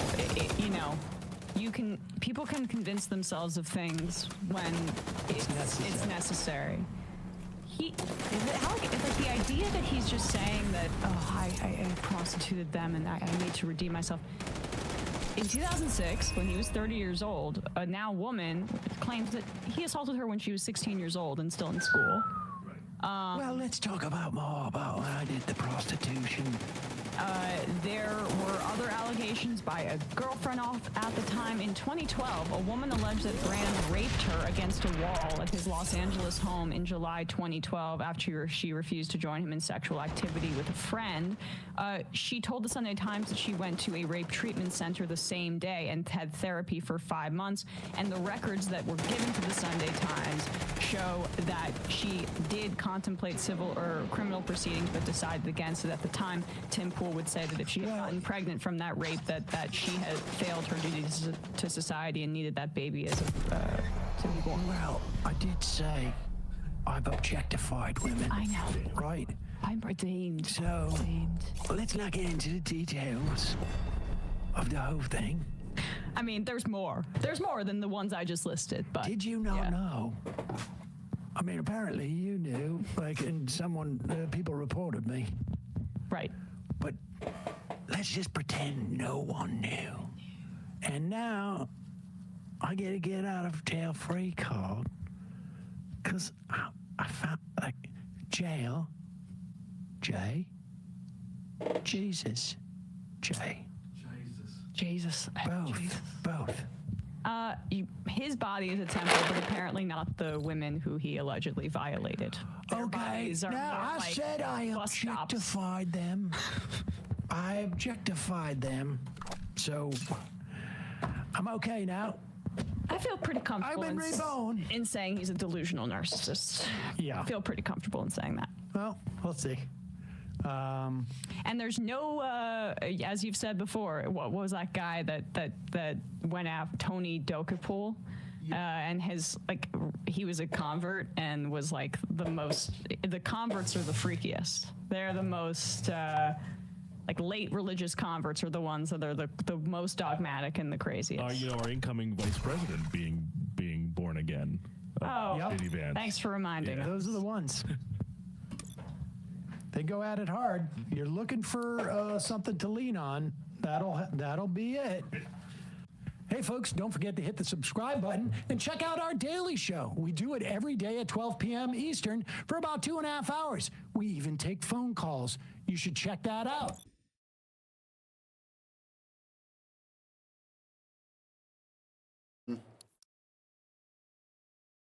Mm-hmm.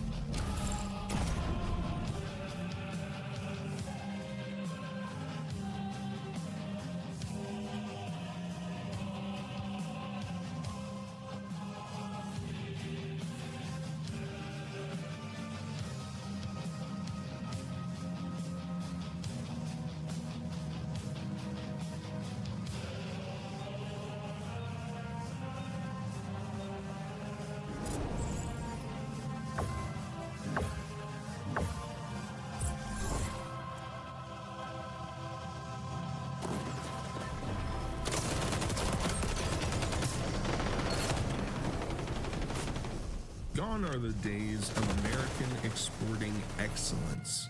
No more are foreigners donning blue jeans and Coca-Cola. Instead, countries all across the globe are being infected by a new form of American imperialism, that being IRL IRL streaming. Johnny Somali is probably the most infamous IRL streamer out there. The main reason being his recent arrests in multiple countries, most recently South Korea. Johnny is a vape store owner turned foreign parasite. He reads like a man who has bought one too many Wes Watson alpha male courses. You go to school for 4 years, you go work for 4 years, you end up in a cubicle with a suit on and a tie, getting the same salary as everybody else. Where's the mobility in life?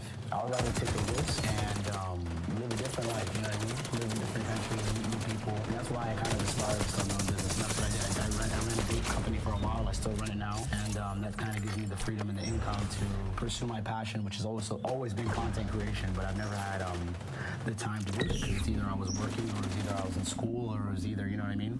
Like most other middling streamers, including several I have covered, Johnny struggled with garnering viewership and opted to take the path of least resistance, annoying foreigners for money.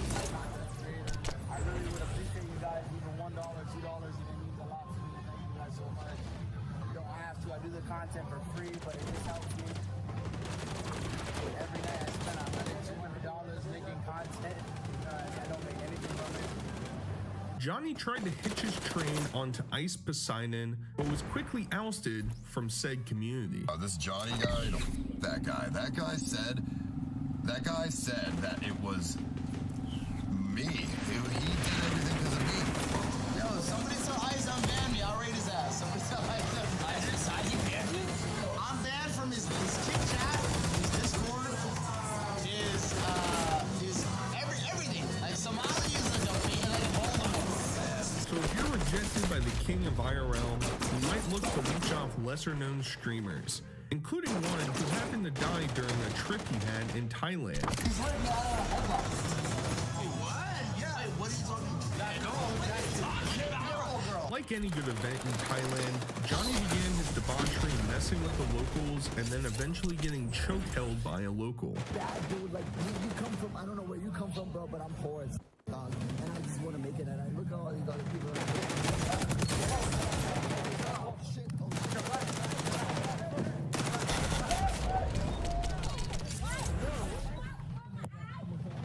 Yo! What is going on, dog? Chill out. Yo, what is going on? Burger Planet is a man who keeps reappearing in these stories, and as time goes on, appears to be more and more ahead of the curve. Johnny was pestering him the entire trip, which eventually led to Burger shoving Johnny into a koi fish pond. Leave us alone.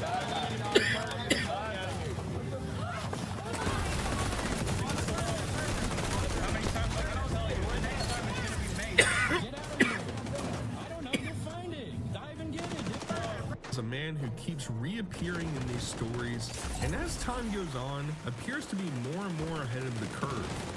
Johnny was pestering him the entire trip, which eventually led to Burger shoving Johnny into a koi fish pond. Get out of here. Leave us alone. How many times I gotta tell you? The next time it's gonna be made. Get out of here.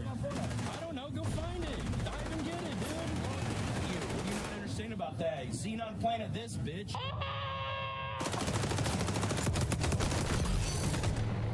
Oh my God, Debbie's got this. At another point, gassing it up, Burger sounds off on Johnny, trying to leech off of him for content. Johnny's objective for his traveling streams is to further deteriorate relations for the United States.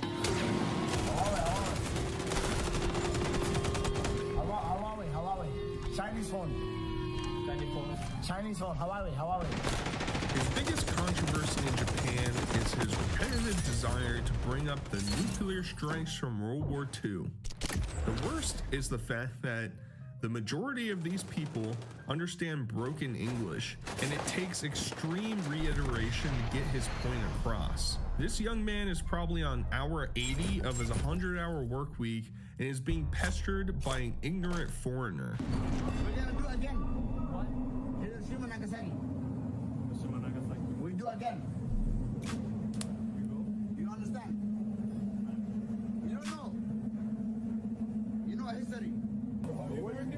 from? Where you from? I'm from America. You're from America? Yes. So am I. You're from America? Yeah, you're being obnoxious. You know what we do to you? What do you do? We will do again. Do what? Hiroshima, Nagasaki. Johnny defends himself with the classic, "I'm friends with said minority I'm mocking, therefore I cannot be criticized for my actions." I read a donation. Why are you mad about some that happened 80 years ago? I have a lot of Japanese friends. I'm half Japanese, half black. My dad is Japanese, my mom is black. I'm half Japanese.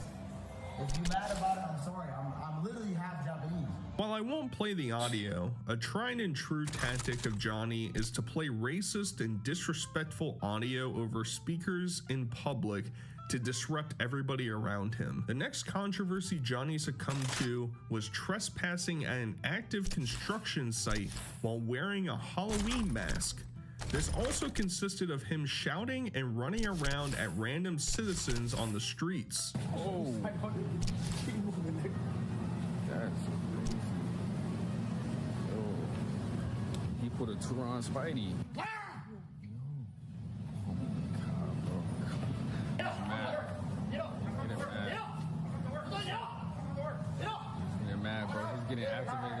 A brief note that Johnny is not just participating in childish antics. He is actively trying to humiliate people for not understanding what he is doing to them. This includes a moment where he tries to convince two Japanese girls to say the N-word on stream because that would be very funny and very comedic. This unsurprisingly starts to stir up the citizens, and he starts to get confronted for his actions in public. My wife is Japanese. Okay.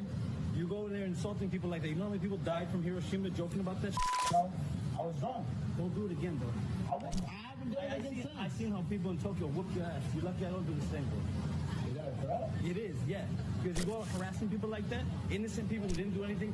Japanese people are Japanese people are the most polite people I ever met in my life. And you're on the them like that for what, bro?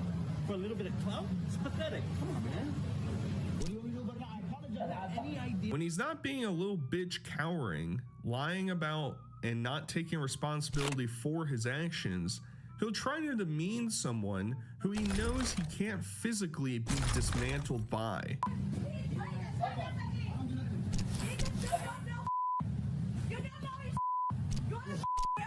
What? What? Yo, man, we gotta get out of here.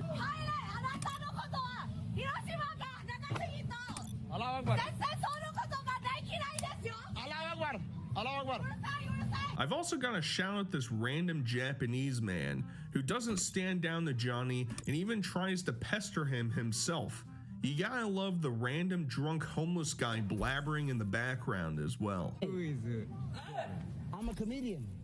No. You know comedian? I can't laugh. You. Because you don't understand different culture. I'm from America. We have different culture than you. I'm not going nowhere. I'm not going nowhere. Do something. I'm not going nowhere. I'm not going nowhere, buddy. No, no. What? Because I can't. No. How old are you? How old are you? You better, you don't, I swear to God. Don't touch me. Don't touch me. You better not touch me. I'll put the finger in your goddamn face too. Don't touch me. Don't touch me. Don't touch me. Boy, you better not touch me. I swear to God. I swear to God, don't touch me either. Hey, you putting that finger in my face. Don't touch me. Yo, don't touch me, boy. Eventually, the populace starts to revolt, and Johnny begins to get confronted with physical altercations. Alright, call the police. I don't care. Bring them. Call the police for what? For not giving us our food? We paid to go. We're literally ready to go. Thank you. Yeah, the police gave you orders. What's up? We don't want my food. Motorcycle Chad shows up and makes Johnny shit his pants in fear of being sliced up and thrown into the Sea of Japan. Yeah, no, we good. We good. What? We good. No, we good. Hey, we chill. So what? We good. Come on, man. We good. No. people begin to chokehold him and try to break their streaming equipment. All you have to say Don't is grab nothing. Oh. One final altercation leads Johnny to reporting someone to the police and then plans to leave to a friend's apartment in the countryside.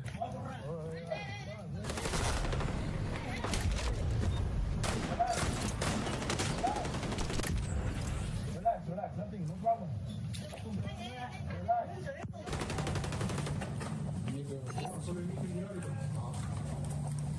An MMA fighter finds Johnny and tries to broker a deal to fight each other in a nearby gym. Unsurprisingly, Johnny doesn't follow through with that commitment. My heart. You heart my heart, right? Why? I don't know you. No. Why? I want to ask you why. Why did you do it?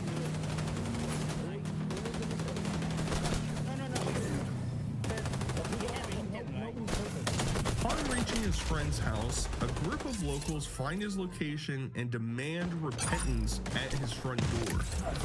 They never did this to any other IRL streamer. What do you want to say? So what you did is one of the something that is disrespectful for the whole Japanese community, and that's why Japan is really bad. Don't tell me you are going to drop an atomic bomb on Japan. Okay? The Japanese don't think you are good. Apologize to the Japanese. Come on. Okay, no. Just say it. All of these actions catch up to Johnny, and he and his streamer friend are requested to turn themselves into the police. Johnny was ultimately detained and forced to pay a $1,400 fine, to which, as soon as he was let out of prison, flew right back to the United States. As they kicked the life out of Johnny's mouth. That's dark, I'm sorry.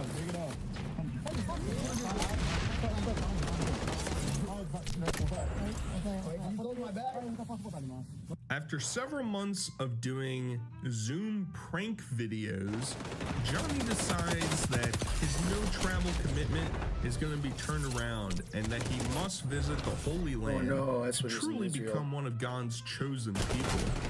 He somehow has a connect that gets him into some rabbi millionaire fundraising event. We love you. The center of the world is right here. In happiness, with heart, with joy, and a big wow. Yes, love you. Amen.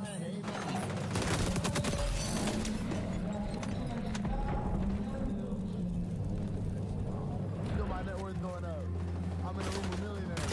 As always, he has to make everything about himself and decides to storm the stage to bring an important message to the rabbis in the crowd. Let's get up on stage tonight. That's the goal. Oh no, what is he? He doesn't. Oh. No. Oh no.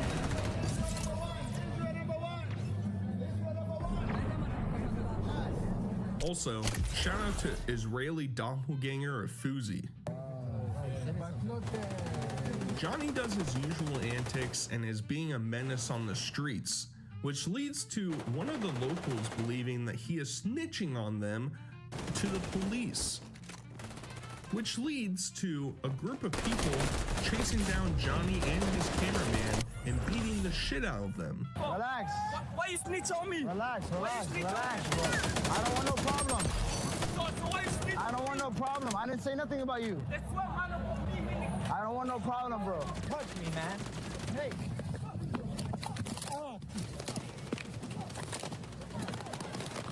Later on in his trip, he decides to join some rally downtown. Maybe it was one of the riots that Israeli citizens did in support of soldiers being prosecuted for sex crimes against prisoners of war. Yes, that is real. No, that's not why Johnny was there. I'm just being topical. I'm American, don't take me. $4 billion taxpayer money. A U.S. passport, U.S. passports. I'm from America, don't touch me. Oh my God. God said over everything. God said over everything. Johnny ultimately ends up getting detained by the police for not dispersing and degrading a female soldier. Oh, you a bad bitch. You a bad bitch. I'll take you to dinner. I swear to God, I'll change your life. I'll change your life, baby. Baby, I'll change your life. I promise you. I'm in the sidewalk.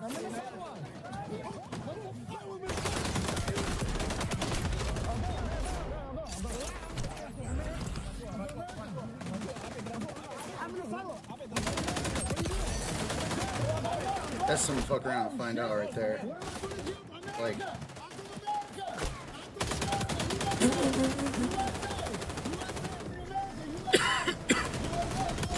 you don't want him.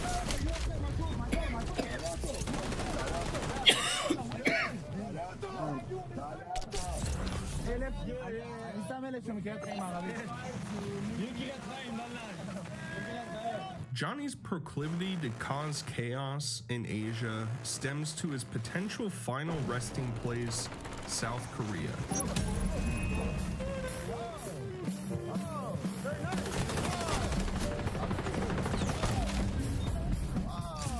Johnny decides that his first victim will be a 7-Eleven and any workers or patrons that unfortunately choose to enter.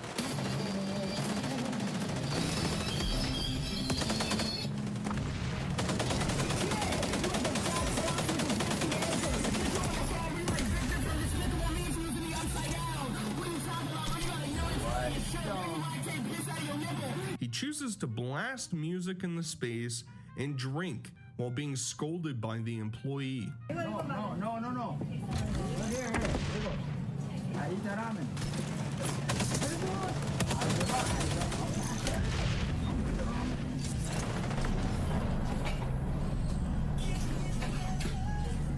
He then decides to boogie down and begins to make a mess with his ramen, pouring the excess water all over the table, spilling noodles onto the floor. He is completely dismissive of how he's being a nuisance and completely disrespects the worker. Shut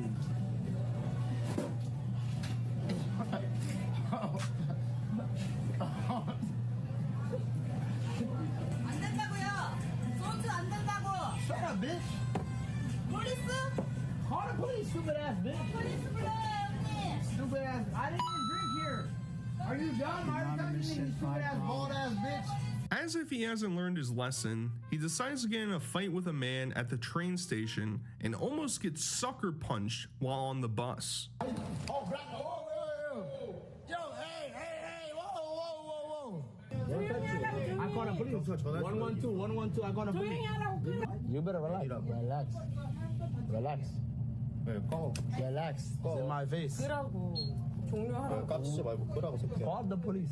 On his next train ride, donning a blonde wig, Johnny tries to start an impromptu dance party, offers alcohol to an old lady, and is instructed by police to shut up and turn off the stream. Y'all got it. Y'all are out of control, bro. Thank you for the subscription, man. We gotta get out of here, bro. He's about to fight me. I'm running for office. I want to announce 2036. Everybody, let's go. Dance party on the train. Somebody shake the ass with me. Let's go out, everybody. Nope. More for me. Taxi. I take taxi. No problem. Sorry, guys. Africa TV, you know? Oh, sorry. Later, in a hotel lobby, Johnny gets detained by the police for running around and screaming and causing chaos with hotel members and managers.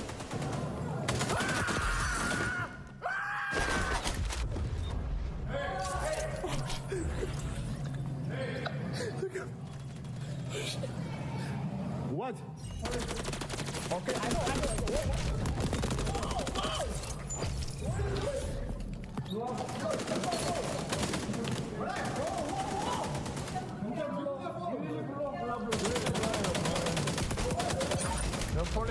Johnny exclaims that he has no morals and is a complete sociopath, not giving a care to the wind as long as he gets to do what he wants. Why are you being racist to other people in other countries? For money. For clout. I've said it many times. I have no morals. Put this in your next YouTube documentary. Unfortunately for Johnny, his antics attacks once again have stirred up the native populace, including a former soldier who has been activated to find him. How did we get here? We've shown the outlandish things Somalia has done, but I haven't mentioned the tipping point. The Statue of Peace is a memorial for women taken advantage of by the Japanese army during World War II. Somali chose to deface the statue by dancing and grinding all over it, leading to local and national outrage. Slowly but steadily, people had enough and began seeking Johnny out in public. Go to Johnny's stream, we're gonna have a good time. Whoa! Great night. Go to Johnny's stream, we're gonna have a good time. Whoa! Whoa! Fuck you guys. No. Hell no. No. Hell no. Yo, give him his phone. Give him his phone.